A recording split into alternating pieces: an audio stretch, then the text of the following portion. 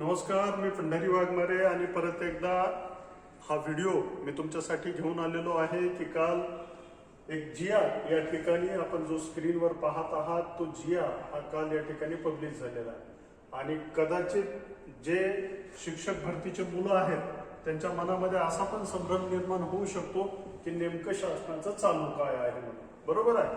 शिक्षक अभियोग्यता व बुद्धिमत्ता चाचणी परीक्षा 2025 या अंतर्गत जे शासनानं शिक्षक भरती होऊ घातलेली आहे, या शिक्षक भरतीमधनं शासन आज काय करत आहे की शिक्षक भरती 2026च्या माध्यमानं हे सगळं अंमलबजावणी करण्याची काम करत आहे. यामध्येच काल एक GR आलेला आहे किंवा त्या पद्धतीचा शासन निर्णय आलेला आहे. शिक्षक अभियोग्यता व बुद्धिमत्ता चाचणी परीक्षा 2025 यामध्ये जे लोकांनी परीक्षा दिली त्यांच्यासाठी पवित्र पोर्टल शासनानं या वर्षीचं सुरू केलं आणि शिक्षक भरतीची घोषणा केली. म्हणजे शासन ज्या वेळेस पवित्र पोर्टलवरती ही घोषणा करतं त्यावेळेस याचा अर्थ असा आहे की आता येत्या काही कालखंडामध्ये ही स्वप्रमाणित पत्र पूर्ण करण्याची प्रोसिजर जशी कंप्लीट होईल तसं शासन रिक्वायरमेंट मागवणार शाळांकडनं, राज्यभरातल्या, मग ते जिल्हा परिषदेच्या असतील, स्वयंसेवी संस्थांच्या असतील, खाजगी अनुदानित संस्थांच्या असतील, खाजगी ज्या काही अनुदानित संस्था आहेत त्यांच्या असतील किंवा महानगरपालिकांच्या असतील किंवा इतर कटक मंडळांच्या असतील, ह्या सगळ्या शाळांकडनं रिक्वायरमेंट घेऊन ही रिक्वायरमेंट कुठं टाकली जाणार? पवित्र पोर्टलवरती टाकली जाणार आणि शासन शिक्षक भरती करणार. मग यातमध्ये जी काय पवित्र पोर्टलवरती स्वप्रमाणपत्र करण्याची प्रक्रिया सुरू आहे सेल्फ डिक्लेरेशनची, त्यामध्येच हा शिक्षक भरतीबाबतचे कामकाज महाराष्ट्र राज्य परीक्षा परिषदेकडे सोपवण्याबाबतचा हा जो एक GR आलेला आहे, हा GR या ठिकाणी इथं आपल्याला दिसत असेल. ओके, या GRच्या माध्यमातून मग शासन काय सांगू इच्छित आहे, तर शासन या पद्धतीनं सांगू इच्छित आहे त्याबाबतच्या आज आपण काय करणार आहोत, त्याबाबतची आज आपण थोडक्यामध्ये माहिती पाहणार आहोत. ओके, काय म्हटलेलं आहे? महाराष्ट्र शासन शालेय शिक्षण व क्रीडा विभाग शासन निर्णय क्रमांक संकीर्ण 25. ओके, जे काय आहे हुतात्मा राजगुरू चौक, मादाम कामा मार्ग, मुंबई आणि कधीचा आहे तर 30 डिसेंबर 2025चा हा GR आहे. कधीचा आहे विद्यार्थी मित्रांनो? 30 डिसेंबर 2025 पर्यंतचा आहे. काय म्हटलेलं आहे ह्या GR मध्ये 30 डिसेंबर 2025च्या?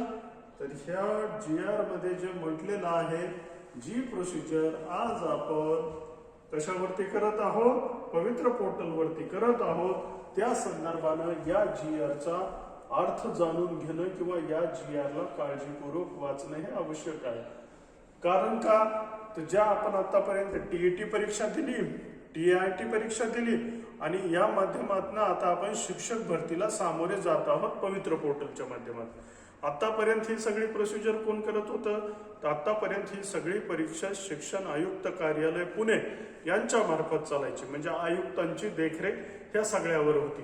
मग आता ती असणार आहे का? आता ती नसणार आहे का? मग नेमका बदल काय होऊ घातलेला आहे या GRच्या माध्यमातून, किंवा ही भरती प्रक्रिया महाराष्ट्र राज्य परीक्षा परिषदेकडे देणं म्हणजे याच्यामध्ये काय काय शंका, कुशंका, अडथळे, पॉझिटिव्ह बाबी, निगेटिव्ह बाबी या काय काय असू शकतात, या माध्यमातून थोडंसं आज आपण ह्या GRचा अभ्यास करूया. ओके, या GRचा अभ्यास करूया. काय म्हटलेलं आहे? आयुक्त शिक्षण कार्यालय हे शालेय शिक्षण विभागाअंतर्गत क्षेत्रीय स्तरावरील प्रमुख प्रशासकीय कार्यालय आहे. म्हणजे जेव्हा शिक्षण आयुक्त कार्यालयाची स्थापना केली, ही कशासाठी केली? तर महाराष्ट्र शिक्षण मंडळामध्ये जे काही वेगवेगळे शिक्षणाचे स्तर आहेत, कुठले स्तर आहेत? प्राथमिक शिक्षण संचालनालय, माध्यमिक शिक्षण संचालनालय, ओके, त्याच्यानंतर तुमचं सेवा आदिवासी समाज कल्याण शिक्षण संचालनालय, यांचे जे काही वेगवेगळे हे शिक्षण संचालनालय होते, ह्या सगळ्यांना एकत्रीकरण करण्यासाठी आयुक्त शिक्षण हे पद निर्माण केलं आणि हे पद निर्माण करून याचं कार्यालय करून ह्या सगळ्यांमध्ये समन्वय साधण्याचं काम कोण करत होते? आयुक्त शिक्षण हे करत होते. ओके, प्राथमिक, माध्यमिक आणि तिकडे समाज कल्याणचे ज्या काही शाळा होत्या त्यांचं संचालनालय, ह्या सगळ्या ज्या काही खाल्ल्या डिवायडीज होत्या, उपशिक्षण संचालक कार्यालय जे वेगवेगळ्या कुठं स्थापन झालेले आहेत? वेगवेगळ्या प्रशासकीय मंडळांमध्ये हे स्थापन झालेले. यांचं पण मेन कोण पाहायचं, मग आयुक्त पाहायचे. मग जसं शिक्षक भरती ही 2017 पासून आली, त्यानंतर काय केलं, शिक्षक भरतीचा कार्यभारही कोणाकडे दिला, आयुक्त शिक्षण यांच्याकडे हा दिला. ह्या GR मध्ये काय म्हटलेलं आहे, शालेय शिक्षण विभागाने निश्चित केलेल्या सर्व धोरणांची व घेतलेल्या सर्व निर्णयांची प्रभावी अंमलबजावणी करण्यासाठी आवश्यक उपाययोजना, देखरेख, नियंत्रण ही या कार्यालयाची प्रमुख जबाबदारी आहे.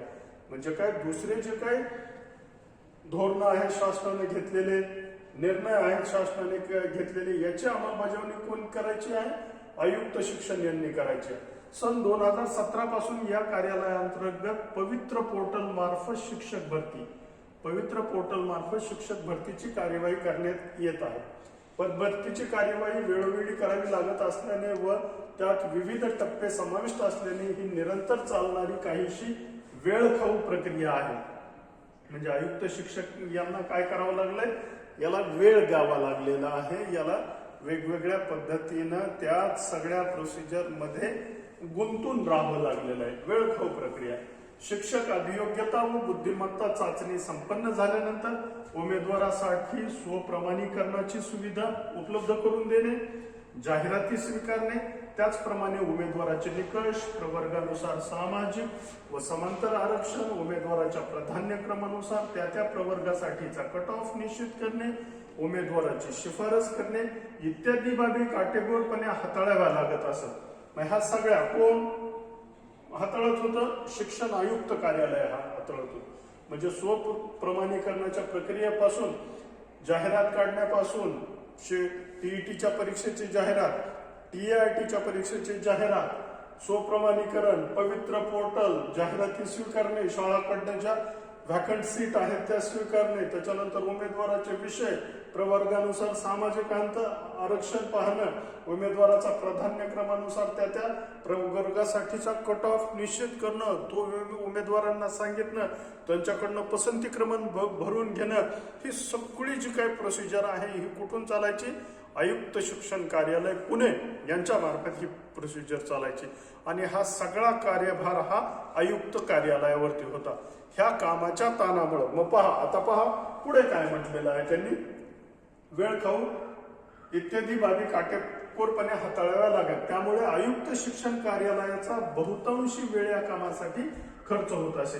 म्हणजे जे काही समन्वय साधण्याचं, शिक्षण संचालनालयामध्ये समन्वय साधण्यासाठी हे पद निर्माण केलं होतं, त्या पदाचा जास्तीत जास्त वेळ कुठं जाऊ लागला, तर शिक्षक भरतीमध्ये जाऊ लागला. बहुतांशी वेळ या कामासाठी खर्च होत आहे. परिणामी इतर महत्वाच्या धोरणांच्या व निर्णयांच्या अंमलबजावणीवर त्याचा काहीसा विपरीत परिणाम होत आहे. महाराष्ट्र राज्य परीक्षा परिषद ही शालेय शिक्षण विभागाअंतर्गत कायद्याद्वारे स्थापित झालेली स्वायत्त संस्था आहे. परीक्षा अगोदरच जी 2017ला शिक्षक भरतीची प्रोसिजर शासनानं सर्वप्रथम सुरू केली, तेव्हा असं गृहीतक होतं की बाबा ही शिक्षक भरतीची प्रोसिजर कोणाकडे सुपूर्द केली जाईल, तर महाराष्ट्र राज्य परीक्षा परिषदेकडे सुपूर्द केली जाईल. तर TET शिक्षक पात्रता परीक्षा हे कोण घेतं, महाराष्ट्र राज्य परीक्षा परिषद घेते. TIT शिक्षक अभियोग्यता व बुद्धिमत्ता चाचणी परीक्षा कोण घेतं, महाराष्ट्र राज्य परीक्षा परिषद घेतं. म्हणजे निवडीची परीक्षा वेळ यायची, म्हणजे निवडीची म्हणजे कुठून, स्वप्रमाणीकरणाची, म्हणजेच काय, तर पवित्र पोर्टल. मग पवित्र पोर्टलची जेव्हा वेळ यायची तेव्हा शासनानं काय केलं, या संस्थेकडनं काढून घेऊन कोणाला दिलं, शिक्षण आयुक्त कार्यालय पुणे, म्हणजे शिक्षण आयुक्ताच्या अखत्यारीत ही सगळी शिक्षक भरती ही सुरू केली गेली. ओके, त्यावेळेस ही शिक्षक भरती त्या वेळेपासून सुरू झाली. ओके, स्वायत्त संस्था असून या संस्थेमार्फत शिक्षक पात्रता परीक्षा, ज्याला आपण TET म्हणतो,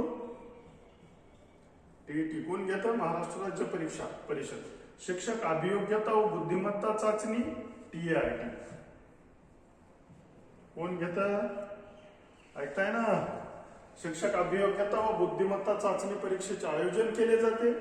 शिवाय शिक्षक पदभरतीशी संबंधित कामकाज या संस्थेने यापूर्वी हाताळलेले आहे. म्हणजे अनेक शिक्षक भरती महाराष्ट्र राज्य परीक्षा परिषदेने यापूर्वी केलेले आहे. शिक्षक भरतीशी संबंधित परीक्षेचे आयोजन, निवड प्रक्रिया एका संस्थेकडे असणे आवश्यक आहे असून तशी व्यवस्था अंमलात आणण्याचा प्रस्ताव शासनाच्या विचाराधीन होता. म्हणजे ऑलरेडी शासन त्याच्यावर विचार करत होतं, म्हणून ह्या सगळ्या प्रस्ताविकामध्ये जे सांगितलंय त्याचा पुढे परिपाक काय झालेला आहे, शासन निर्णयामध्ये त्याची जी परिपाक आहे तो आपल्याला दिसून येईल. काय परिपाक आहे, शासन निर्णय काय म्हणतोय, मग शासन निर्णय म्हणतोय पवित्र पोर्टल मार्फत राज्य स्तरावरील शिक्षक पद भरतीशी संबंधित महत्वाचे तसेच अन्य धोरणात्मक निर्णयाच्या अंमलबजावणीसाठी तसेच प्रसंगानुरूप या अनुषंगाने आवश्यक ते निर्णय घेण्याबाबत शासन शिफारस करण्यासाठी खालील सुकाणू समितीचे गठन करण्यास शासनाची मान्यता प्रदान करण्यात येत आहे. मग याच्यासाठी परत काय केलं गेलं, आता जरी महाराष्ट्र राज्य परीक्षा परिषदेकडे ही सगळी प्रोसिजर दिली असली, ही सगळी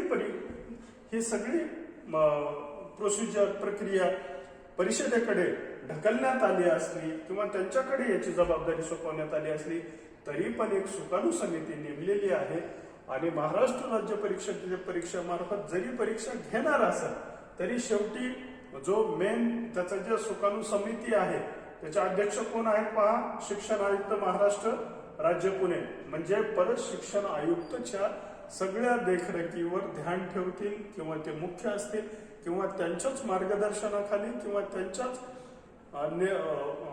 अध्यक्षतेखाली हे सगळं कामकाज होईल. आयुक्त शिक्षण महाराष्ट्र राज्य पुणे हे अध्यक्ष असतील, अध्यक्ष महाराष्ट्र राज्य परीक्षा परिषद पुणे हे सदस्य असतील. म्हणजे महाराष्ट्र राज्य परीक्षा परिषदेचे जे अध्यक्ष आहेत ते कोण असतील, सदस्य असतील. नंबर 3, संचालक महाराष्ट्र राज्य शैक्षणिक व संशोधन परीक्षा परिषद पुणे, म्हणजे जे काय SCRT चे संचालक याचे सदस्य असतील. शिक्षण संचालक माध्यमिक व उच्च माध्यमिक शिक्षण संचालनालय पुणे सदस्य असतील. शिक्षण संचालक प्राथमिक शिक्षण संचालनालय सदस्य असतील याचे. ओके. आयुक्त महाराष्ट्र राज्य परीक्षा परिषद सदस्य सचिव असतील. म्हणजे आयुक्त जे आहेत महाराष्ट्र राज्य परीक्षा परिषदेचे ते कोण असतील, सदस्य सचिव म्हणून याचे कामकाज हे पाहतील. ओके. त्याच्यानंतर सेकंडला काय म्हटलेलं आहे, शिक्षक अभियोग्यता व बुद्धिमत्ता चाचणी सन 2025 नुसार तसेच यापुढील काळात, हा शब्द महत्वाचा आहे, यापुढील काळात पवित्र पोर्टल मार्फत राज्य स्तरावरील शिक्षक पद भरतीशी संबंधित सर्व कामकाज महाराष्ट्र राज्य परीक्षा परिषदेकडे आदेशान्वये सोपवण्यात येत असून उपरोक्त सुकाणू समितीच्या मार्गदर्शनाखाली हे कामकाज महाराष्ट्र राज्य परीक्षा परिषदेने पार पाडावे. म्हणजेच काय, सुकाणू समिती यावरती देखरेख ठेवेल. म्हणजे शिक्षण आयुक्त, अध्यक्ष शिक्षण आयुक्त, त्याच्यानंतर महाराष्ट्र राज्य परीक्षा परिषदेचे अध्यक्ष, SCRT चे संचालक, महाराष्ट्र राज्य शैक्षणिक संशोधन व प्रशिक्षण परिषद पुणे यांचे अध्यक्ष, प्राथमिक व माध्यमिक शिक्षण संचालनालयाचे अध्यक्ष, माध्यमिक व उच्च माध्यमिक शिक्षण संचालनालयाचे अध्यक्ष हे दोघंही याचे सदस्य असतील. आणि त्याच्यानंतर परत अध्यक्ष महाराष्ट्र राज्य परीक्षा परिषद हे सदस्य सचिव असतील. ह्या सर्वांच्या मार्गदर्शनाखाली इथून पुढची प्रोसिजर कुठल्या टायटल खाली केली जाईल, महाराष्ट्र राज्य परीक्षा परिषदेमार्फत ही सगळी प्रोसिजर केली जाईल. काय केली जाईल, तर वरती म्हटल्याप्रमाणे शिक्षण आयुक्त कार्यालयावर ह्या सगळ्या प्रोसिजरच्या कामाचा ताण पडत असल्यामुळे आता इथून पुढे महाराष्ट्र राज्य परीक्षा परिषद काय करल, तर शिक्षक भरतीचे नियोजन करल. मग ते कुठून करल, परीक्षा घेण्यापासून ते शिक्षकाच्या पदोन्नती, शिक्षकाच्या पद निश्चितीपर्यंत किंवा त्यांना पद अलॉटमेंट पर्यंत याची सगळी कार्यवाही कोण करल, तर महाराष्ट्र राज्य परीक्षा परिषद करल. चला पुढे पाहूया आपण. पवित्र पोर्टल मार्फत पदभरतीशी संबंधित कामकाजाचे कार्यालय निहाय वाटप व त्या अनुषंगाने जबाबदारीची निश्चिती याबाबतचा निर्णय घेण्यास सुकाणू समिती सक्षम असेल. म्हणजे काय, जे काही शेवटचे निर्णय असतील ते कोण घेईल, तर ही सुकाणू समिती घेईल. कोणाच्या अध्यक्षतेखाली आहे, अध्यक्ष शिक्षण महाराष्ट्र राज्य पुणे यांच्या अध्यक्षतेखाली. ओके. अशा पद्धतीनं हा जो काही काल आलेला निर्णय आहे, म्हणजे आता ही 2025 ची जी काही शिक्षण भरती होऊ घातलेली आहे, ही शिक्षक भरती कुठल्या टायटल खाली होईल आता? महाराष्ट्र राज्य परीक्षा परिषदेकडे सोपवणेबाबत. म्हणजे महाराष्ट्र राज्य परीक्षा परिषद इथून पुढची सगळी शिक्षक भरती करत, म्हणजेच जे शिक्षण आयुक्त कार्यालय करायचं ते आता म्हणजे पवित्र पोर्टल कोणाकडे हस्तांतरित केलं जाईल? तर महाराष्ट्र राज्य परीक्षा परिषदेकडे. म्हणजे जी संस्था आपली परीक्षा घेत आहे तीच संस्था आता शिक्षक निवडीची प्रोसिजर किंवा प्रक्रिया करणार आहे आणि त्या माध्यमातून शिक्षकांना ह्या नियुक्ती देणार आहे. अशा पद्धतीनेचा एक महत्त्वपूर्ण निर्णय शासन स्तरावरून घेण्यात आलेला आहे. खरंच एक चांगलं पाऊल शासनानं उचललेलं आहे. आपल्याला शासनाला यासाठी म्हणजे अभिनंदन करावं लागेल की जी प्रोसिजर एवढ्या वेळखाऊ पद्धतीनं व्हायची त्याच्यामध्ये परीक्षा परिषदेकडे दिल्यामुळे याच्यामध्ये थोडासा वेग येईल. ऑलरेडी सर्व डाटा हा परीक्षा परिषदेकडे मुलांचा आहे परीक्षा घेतल्यामुळे. त्याच्यामुळे डाटा हस्तांतरित करणं, फाईल हस्तांतरित करणं, त्या संदर्भाचे दस्तावेज हस्तांतरित करणं याऐवजी एकाच छताखाली महाराष्ट्र राज्य परीक्षा परिषदेच्या जर चांगलं काम होत असेल तर ते निश्चितच अभिमानास्पद आहे. शासनाचं आपण अभिनंदन करूया आणि इथून पुढील कालखंडामध्ये जी शिक्षक भरतीची प्रोसिजर होत आहे किंवा प्रक्रिया होत आहे त्या माध्यमातून आपण जास्त म्हणजे लक्ष देऊन ज्या परीक्षा दिलेल्या आहेत आपण आता स्वप्रमाणपत्राची प्रक्रिया आपण करत आहोत सेल्फ डिक्लेरेशनची. त्यासाठी विद्यार्थ्यांना 6 जानेवारीपर्यंतचा वेळ परत वाढवून दिलेला आहे. त्या वेळेचा उपयोग घेऊन ज्या विद्यार्थ्यांनी आतापर्यंत सेल्फ डिक्लेरेशन केलेलं नसेल अशा सर्व विद्यार्थ्यांनी सेल्फ डिक्लेरेशन करावं ही विनंती करतो. आणि इथून पुढची सर्व परीक्षा शिक्षक भरतीबाबतचे कामकाज हे महाराष्ट्र राज्य परीक्षा परिषदेच्या मार्फत होणार आहे. हे आपण सर्वांनी लक्षात घेऊन पुढील कार्यवाही ही काटेकोरपणे करावी अशी विनंती करतो. धन्यवाद.